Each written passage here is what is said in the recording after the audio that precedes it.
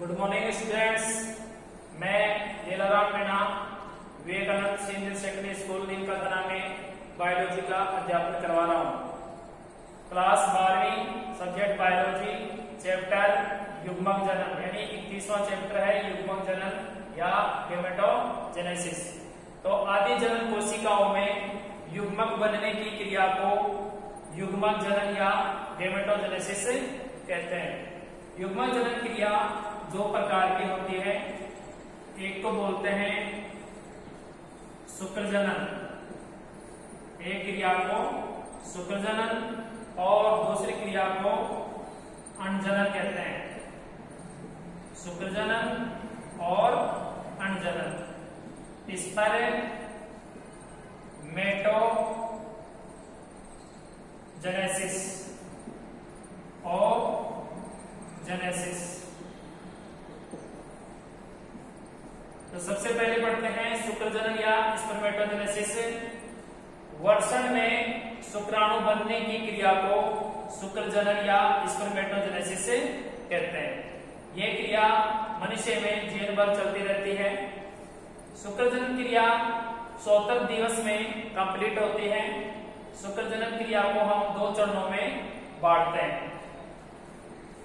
पहला चरण है शुक्राणु पूर्वी कोशिका का निर्माण और दूसरा जो चरण है वह है शुक्र कायांतरण, स्पर्मेटिड फॉर्मेशन, स्पर्मेटोलियोजेनेसिस। यानी दो चरणों में से बांटते हैं, एक शुक्राणुपूर्वी कोशिका, दूसरा है शुक्र कायांतरण। तो हम इसका शुक्र जनन का सबसे पहले आरेख बनाकर पढ़ते हैं।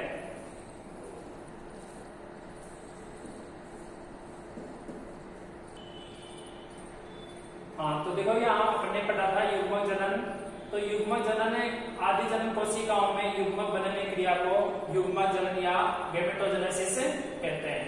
युग्मक जनन क्रिया दो प्रकार की होती है। पहली क्रिया को हम बोलते हैं शुक्र जनन। क्या बोलते हैं? शुक्र जनन, स्पर्मेटोजेनेसिस। और दूसरी क्रिया थी अंडजनन और जेनेसिस। तो देखिए शुक्र जनन में वर्षण में युग्मक बनने की क्रिया को शुक्र जनन या स्पर्मेटोजेनेसिस कहते हैं। शुक्र जनन क्रिया नर में जीवन भर चलती रहती है और शुक्र जनन जो क्रिया होती है वो 74 दिवस में कंप्लीट होती है।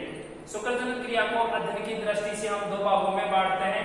पहले भाग को हम बोलते हैं शुक्राणु पूर्वी कोशिका का निर्माण, फॉर्मेशन ऑफ स्पर्मेटिड, और दूसरा जो इसका भाग है उसको हम बोलते हैं शुक्र कायांतरण।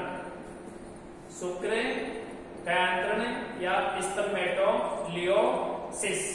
यानी दो चरण होते हैं।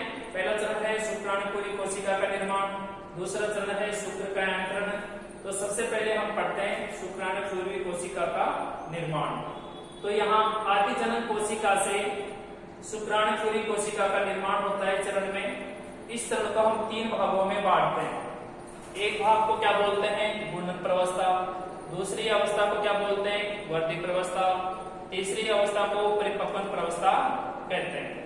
गुणन प्रवस्था जो होती है इसके बारे में आपको पढ़ा रहे हैं। ये देखिए आपके सामने पहली कोशिका दिखाई दे रही है आपको। इसे बोलते हैं आदि जनन कोशिका, प्रीमोर्डियल सेल। द्विगुणित या डायप्लॉइड आदि जनन कोशिका में प्रथम माइटोसिस से डिवीजन होता है जिससे दो पुत्री कोशिकाएं बनती हैं। इसके बाद दूसरा समसूत्री विभाजन या माइटोसिस डिवीजन होता है जिससे चार पुत्री कोशिकाएं बनती हैं। ये चार पुत्री कोशिकाएं सभी समान होती हैं। इनमें गुणसूत्रों की संख्या आदि जनन कोशिका के समान होती है।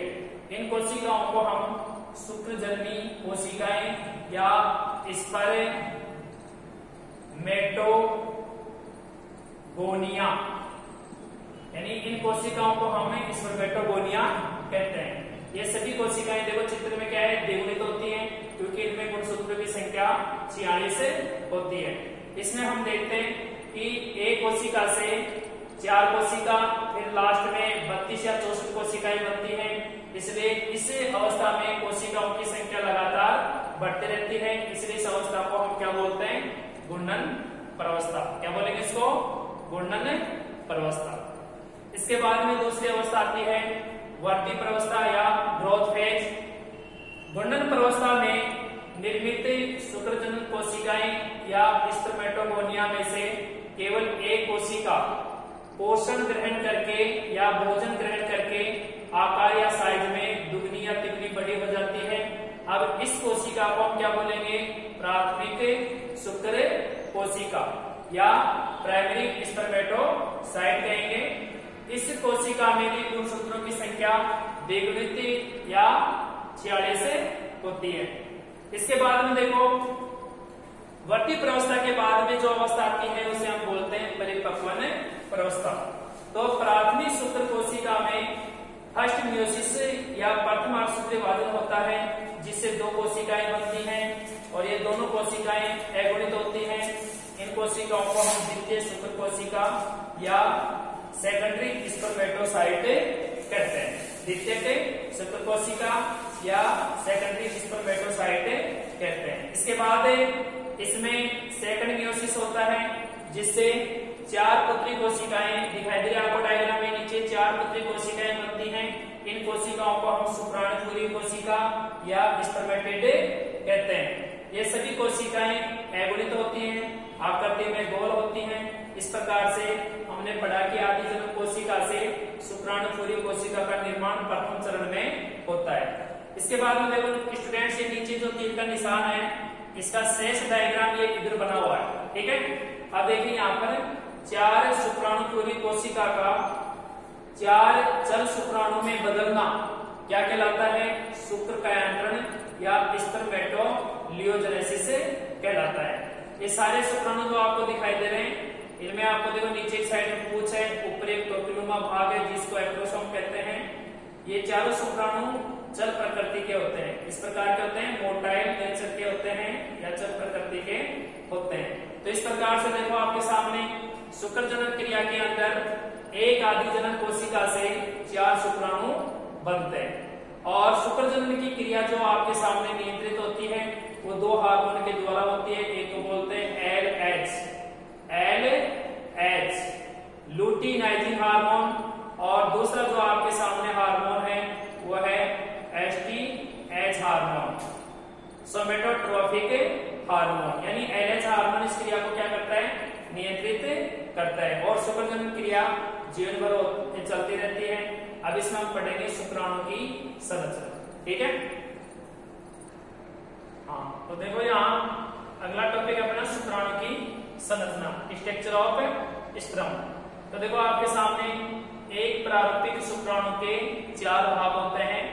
एक भाग को हम बोलते हैं शीर्ष, पहला भाग कौन सा है, शीर्ष हेड। दूसरा भाग है अपना गिरवा, दूसरा भाग कौन सा है, गिरवा है नेक। तीसरा भाग है मध्यखंड और चौथा भाग है पूंछ। पहला भाग है शीर्ष हेड, दूसरा गिरवा, तीसरा मध्यखंड या मिडल फेस और उसके बाद में चौथा है पूंछ या टेल। तो देखो शीर्ष भाग आपके सामने प्रथम भाग है और शीर्ष भाग का निर्माण केंद्रक और एट्रोसोम दोनों मिलकर करते हैं। शुक्राणु का शीर्ष भाग एक टोपी नुमा आवरण से घिरा रहता है जिसे अग्रपिंड या एट्रोसोम कहते हैं, जिसे अग्रपिंड या एट्रोसोम कहते हैं। एट्रोसोम का निर्माण गोल्जी काय, कौन से कोशिकाओं से, गोल्जी काय कोशिकाओं के द्वारा होता है। ये सबसे बड़ा बिंदु है, परीक्षा में कई बार पूछा जाता है एट्रोसोम का निर्माण किस कोशिका के द्वारा होता है, गोल्जी बॉडी या गोल्जी काय के द्वारा होता है। एट्रोसोम के ऊपर एक छोटी सी कणिका बनती है जिसे एट्रोसोमल कणिका कहते हैं। क्या बोलते हैं उसको, एट्रोसोमल कणिका। इसके बाद नीचे केंद्रक पाया जाता है। तो केंद्रक एक स्पष्ट बड़े आकार का केंद्रक होता है और इस केंद्रक का प्रमुख कार्य नर के या माता के आनुवंशिक लक्षणों को संतति में ले जाना होता है। तो इस प्रकार से केंद्रक और एक्रोसोम मिलकर किसका निर्माण करते हैं, शीर्ष का निर्माण करते हैं। शुक्राणु के शीर्ष का भाग अलग अलग प्राणियों में अलग अलग प्रकार का होता है, जैसे सांड और मनुष्य के अंदर जो शुक्राणु का शीर्ष होता है या शुक्राणु का ऊपरी भाग होता है वो होता है चम्मचनुमा। कैसा होता है, चम्मच नुमा होता है। कुछ जीवों के अंदर कटार नुमा होता है। इसलिए अलग अलग जंतुओं में शीर्ष अलग अलग प्रकार का होता है। इसके बाद में जस्ट नीचे शीर्ष भाग के नीचे एक छोटा सकरा भाग पाया जाता है जिसे हम गिरवा या नय कहते हैं। गिरवा के ठीक नीचे दो प्रकार के तारा केंद्रक पाए जाते हैं। एक प्रकार का जो तारा केंद्रक है वो गिरवा के ठीक नीचे स्थित होता है, इसे हम समीपस्थ तारा केंद्रक प्रॉक्सिमल सेंट्रियोल्स कहते हैं। समीपस्थ या तारा केंद्रक का प्रमुख कार्य युग्मनज या जाइगोट में विदलन करना होता है। विदलन यानी क्लीवेज। तो ध्यान रखो इसमें कि समीपस्थ सेंट्रियोल्स का प्रमुख कार्य क्या है, युग्मनज में विदलन या क्लीवेज आरंभ करना है। इसके बाद में गिरवा के ठीक नीचे एक बड़ा स्पष्ट भाग दिखाई देगा आपको, उसको हम बोलते हैं मध्यखंड। क्या बोलते हैं उसको, हमें मध्यखंड कहते हैं। माइटोकॉन्ड्रिया मध्यखंड में पाया जाता है, इसलिए मध्यखंड में माइटोकॉन्ड्रिया उपस्थित होने के कारण इसमें भोजन का ऑक्सीकरण होता है और इसलिए मध्यखंड को हमें ऊर्जा का शक्ति ग्रह या पावर हाउस भी कहते हैं, ऊर्जा कक्ष भी कहते हैं। इसके बाद में देखो मध्यखंड में एक पतली झिल्ली पाई जाती है, जो डायग्राम में दिखाई दे रहा है आपको, बिल्कुल पतली झिल्ली पाई जाती है। ये इस पतली झिल्ली को हम निवेन कर्ण कहते हैं। क्या बोलते हैं, इस पतली झिल्ली को हम निवेन कर्ण कहते हैं। इसी प्रकार से मध्य कक्ष में जो कोशिका द्रव होता है वो एक पतली परत के रूप में जमा हो जाता है और कोशिका द्रव की इस पतली परत को हम मैनचेट कहते हैं। क्या बोलते हैं इसको, मैनचेट। ठीक है, तो देखिए मध्यखंड में माइटोकॉन्ड्रिया होने के कारण इसे ऊर्जा का शक्ति ग्रह कहते हैं। और जब माइटोकॉन्ड्रिया का मतलब माइटोकॉन्ड्रिया गुच्छे के रूप में पाया जाता है तो इसे माइटोकॉन्ड्रिया क्लाउड्स, क्या बोलेंगे इसे, माइटोकॉन्ड्रिया क्लाउड्स या माइटोकॉन्ड्रिया बादल भी कहते हैं। इसके बाद में मध्यखंड के ठीक नीचे जाएंगे तो यहाँ पर दूसरा तारा केंद्रक पाया जाता है जिसे दूरस्थ तारा केंद्रक बोलते हैं। क्या बोलते हैं, जिसे दूरस्थ तारक केंद्र, डिस्टल सेंट्रियोल्स कहते हैं। दूरस्थ तारा केंद्रक या डिस्टल सेंट्रियोल्स का प्रमुख कार्य क्या है, शुक्राणु की पूंछ में अक्षीय तंतु का निर्माण करना। कौन से तंतु का निर्माण करना, अक्षीय तंतु का निर्माण करना, एक्सियल फिलामेंट, यानी एक्सियल फिलामेंट का निर्माण कौन करेगा, डिस्टल सेंट्रियोल्स करेगा। ठीक है, इसके बाद में चौथा जो इसका भाग है वो है पूंछ। तो देखिए शुक्राणु की पूंछ कैसी होती है, एक तो लंबी लॉन्ग टाइप की और एक होती है तरंगित, यानी इसकी पूंछ लंबी और तरंगित प्रकार की होती है। पूंछ का प्रमुख कार्य है शुक्राणु को गतिशीलता प्रदान करना। पूंछ का प्रमुख कार्य क्या है, शुक्राणु को गतिशीलता प्रदान करना। पूंछ के भी दो भाग होते हैं, एक भाग को बोलते हैं मुख्य खंड और दूसरे भाग को बोलते हैं अंत्य खंड या अंतिम खंड। मुख्य खंड जो होता है वो मध्य खंड के समीप में दूरस्थ तारा केंद्र के ठीक नीचे स्थित होता है, जिसमें कोशिका द्रव का आवरण पाया जाता है, इसलिए इस भाग को कोशिका द्रव आवृत भाग भी कहते हैं। और पूंछ का अंतिम भाग दागेनुमा संरचना में समाप्त हो जाता है, जिसे हम अंत्य खंड या टर्मिनल फेस भी कहते हैं। इस प्रकार से हम जानते हैं कि शुक्राणु में अगर पूंछ होगी तो शुक्राणु गतिशील होगा, अगर शुक्राणु में पूंछ नहीं होगी तो शुक्राणु गतिशील नहीं होगा। ठीक है, तो देखो आपने ये शुक्रजनन की संरचना पढ़ी, शुक्रजनन में क्या है, शुक्रजनन का आर्य क्या है, उसकी कितनी अवस्थाएं होती हैं। उसके बाद में आपने शुक्राणु की संरचना पढ़ी कि शुक्राणु के कितने भाग होते हैं, 4 भाग होते हैं, शीर्ष, गिरवा और मध्यखंड और पूछ होते हैं। इन सब का मतलब आपने वर्णन पढ़ा। ठीक है।